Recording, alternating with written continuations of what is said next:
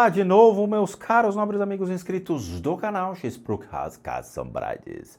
Tio Spook aqui novamente, para mais um sábado repleto de aprendizado, entendimento, conhecimento, por meio de parábolas budistas, parábolas koans, histórias ligados a grandes figuras reais que existiram de verdade.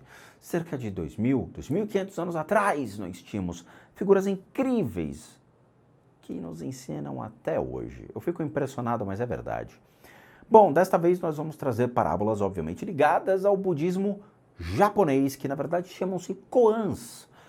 Nós trouxemos budismo tibetano, nós trouxemos outras vertentes do budismo e agora nós focamos nos conceitos do budismo Zen, que é o budismo japonês, que tem, obviamente, muita coisa parecida com o restante dos outros budismos, mas as práticas são diferentes, tem alguns traquejos e a gente está lidando com esses aprendizados simultaneamente. Então eu vou ler um capítulo de um livro e mediante essa leitura a gente vai fazer uma discursiva sobre o que realmente está por detrás desses ensinamentos, se existe uma analogia, uma comparação com as outras vertentes do budismo.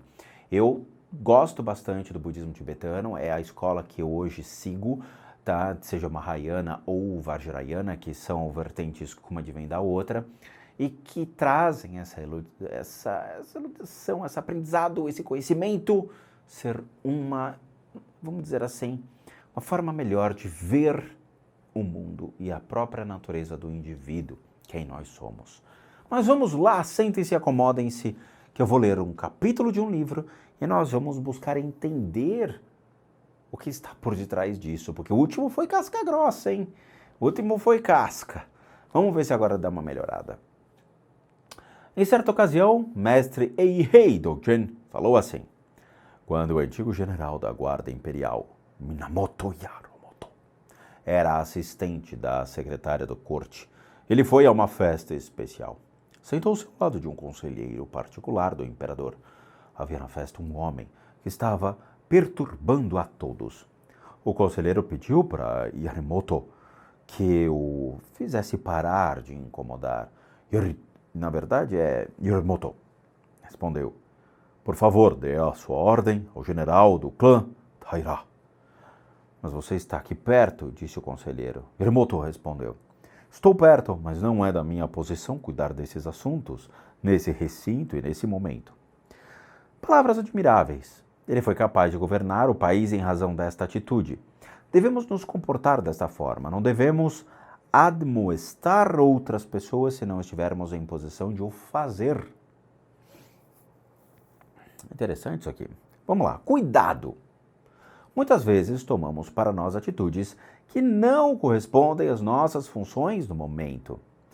Se perceber um incêndio, é melhor chamar os bombeiros rapidamente, antes de querer sozinho apagar as chamas. O general da história acima se tornou um grande governador, pois sabia bem quais eram as suas funções. Com certeza, ele teria a capacidade de expulsar o homem ou fazê-lo calar-se. Entretanto, nesse momento, não cabia essa função. Isso também serve para pessoas que tomam por palmatórias do mundo. Estão sempre dando conselhos, postando palavras de sabedoria no Facebook, criticando outras, querendo educar a tudo e a todos, sem que essa seja a sua função e posição. É verdade, né? Tem uns caras que... Bom, beleza. Havia um jovem professor de Aikido, arte marcial, que pregava o caminho da harmonia, de energia vital, ou seja, do não ataque, não violência, de apenas deixar a energia de seu oponente passar e usar essa força para imobilizá-lo. Quem que fazia isso era o Steven Seagal. Bom, que nos auxiliou durante alguns meses em uma tarefa difícil. Eu havia sido convidada a visitar semanalmente uma casa de recolhimento de crianças e adolescentes em situação de risco, no bairro de Pinheiros, em São Paulo. Bom, pedi ao professor que fosse comigo. Todas as semanas passávamos 2 horas ensinando o respeito e o silêncio. Não era uma situação fácil. Havia uma menina de 2 anos que fora abusada sexualmente pelo pai. Um jovem de 16 anos viciado em crack, que nos momentos de abstinência socava portas e janelas e fora parar no hospital com as mãos cortadas pelos vidros que quebrara. Outra trazia seu bebê, que passava de mão em mão, pois ela não tinha paciência de ficar com ele. Essa jovem acabou fugindo um dia e deixando o bebê na casa. A energia desses jovens era forte, sempre em movimento, sempre se cutucando, e parecia que a amizade era baseada na briga, a intimidade era um insulto e as provocações. Teria sido isso o que receberam desde antes de nascer? Não era difícil fazer com que se aquietassem por mais de alguns minutos. Não cabia a nós regularmos a casa. Apenas nos sentávamos em meditação e dávamos pequenas orientações sobre a energia vital e como usá-la a seu favor, breve aulas de Aikido. Como todos gostavam de brigar e lutar, o meio expediente de ser uma arte marcial os encantava. Assim conseguíamos que se cumprimentassem formalmente e se silenciassem por alguns instantes. Meu amigo, professor de Aikido, teve de se mudar para a Austrália e perdi um bom companheiro de voluntariado social. Tentei novamente com outro professor de Aikido, mas não deu o mesmo resultado. Além do mais, os educadores responsáveis pela casa tinham outras atividades e tarefas que impediram a continuidade do trabalho. Soube recentemente que a casa foi fechada. A assistente social que me convidara na época, agora aposentada, ao me encontrar disse: queremos culpar as drogas, queremos culpar os traficantes, mas nunca pensamos no ser humano que usa as drogas. Qual é a sua carência? O primeiro professor de Aikido era um homem muito sensato e correto. Era jovem e mesmo assim um mestre na arte. Poderia, com poucos movimentos, imobilizar qualquer pessoa, mesmo armada. Certo entardecer, depois de me deixar no templo, chegou à sua casa. Havia comprado uma bandeja de deliciosos quibes para compartilhar com a sua esposa. Ao parar o carro na entrada da garagem, um jovem infrator, com uma arma na mão, o obrigou a sair do carro e fugiu levando seus documentos, o celular e o automóvel. Ao saber do caso, perguntei a ele: mas você não poderia ter tirado a arma do menino? Talvez sim, talvez não. Entretanto, não poderia pôr em risco a vida dele. Apenas lamento ter perdido os quibes quentinhos. Sem dúvida, ele havia acessado a mente liberta. Esta parábola é chamada de a atitude correta. Ela é interessante pra caramba, claramente. Funções que são pré-determinadas em vida. Isso é interessante, né? Existem pessoas que nascem com a habilidade de comunicação. Existem pessoas que nascem com a habilidade de fazer, de criar, de construir. Existem pessoas que nascem com habilidades de destruir, infelizmente. É muito curioso. Eu já vi pessoas que tinham status de emprego muito elevado, pessoas que ganhavam muito dinheiro, mas que não sabiam falar, não sabiam se expressar, não sabiam agir de maneira correta.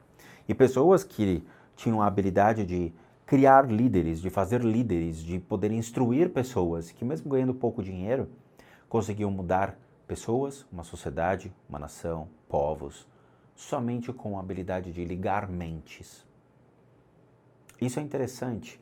Tem um documentário muito legal que fala sobre isso, da habilidade de ligar mentes, de fazer com que as pessoas voltem à vida, voltem a aprender, voltem a se instruir, voltem a criar uma comunidade.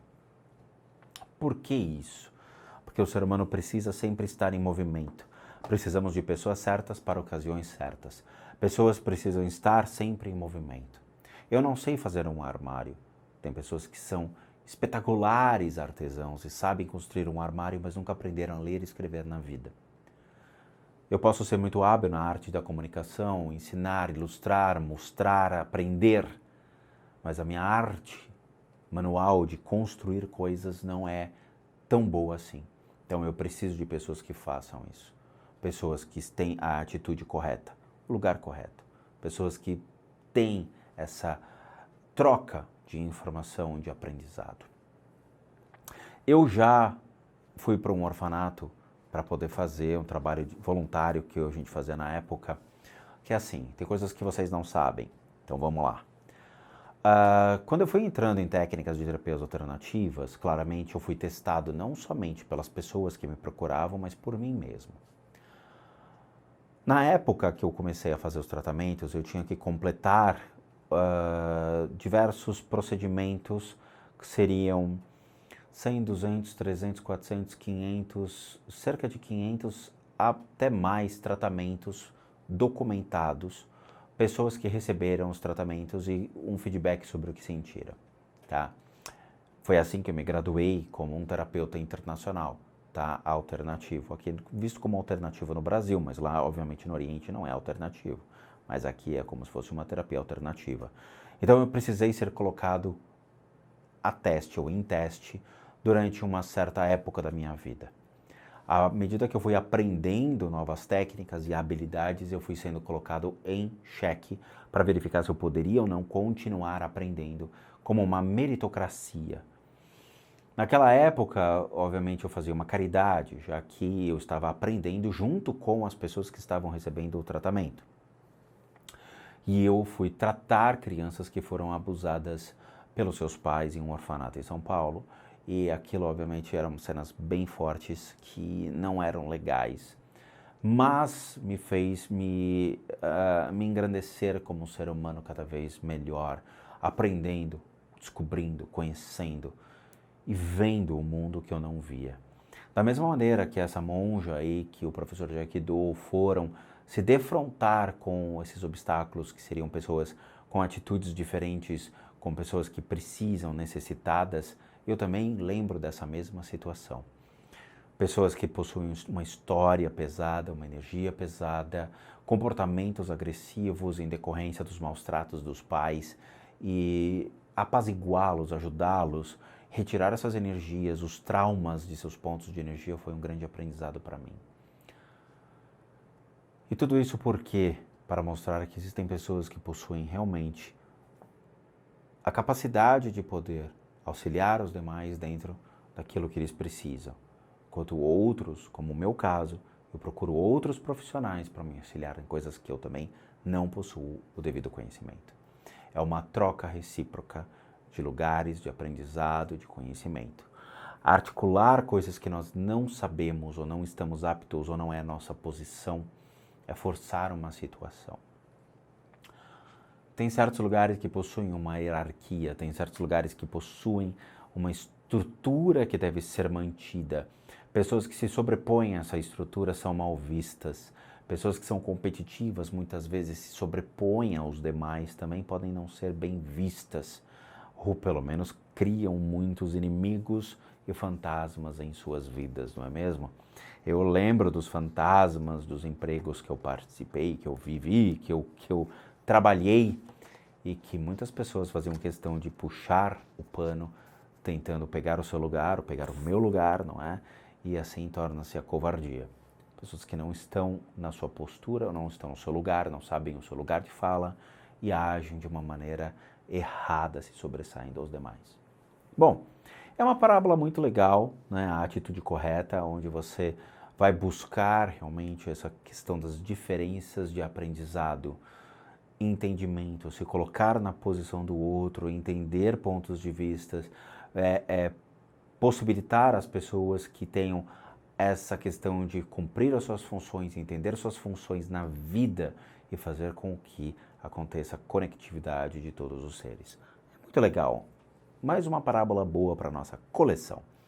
Mas é isso. Parábola grande, mas o feedback foi curto.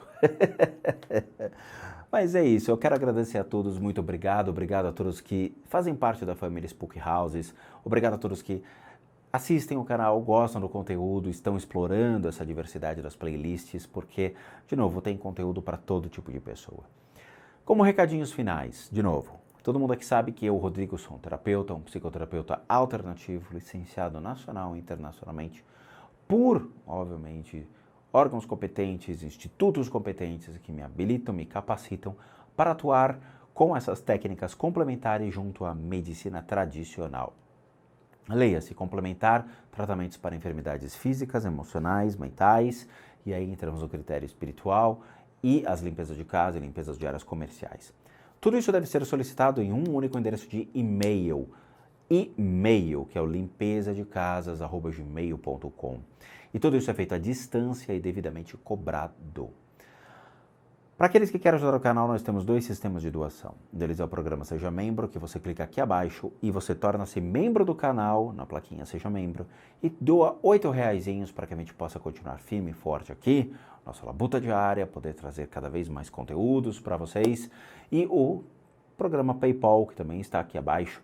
É só você copiar esse linkzinho, jogar no seu navegador, e aí você vai ser direcionado a uma página na qual você doará 8, 10, 15, 1 milhão de reais. Brincadeira. Vocês podem doar o valor que vocês quiserem e isso nos ajuda muito a continuar também firme e forte aqui, a doação ali que vocês quiserem fazer, tá bom? Por último, nosso site casasassombradas.com.br, com muita coisa legal para vocês. Bom, ao final dessa playlist, como eu sempre digo, namastê, meus nobres e queridos gafanhotos.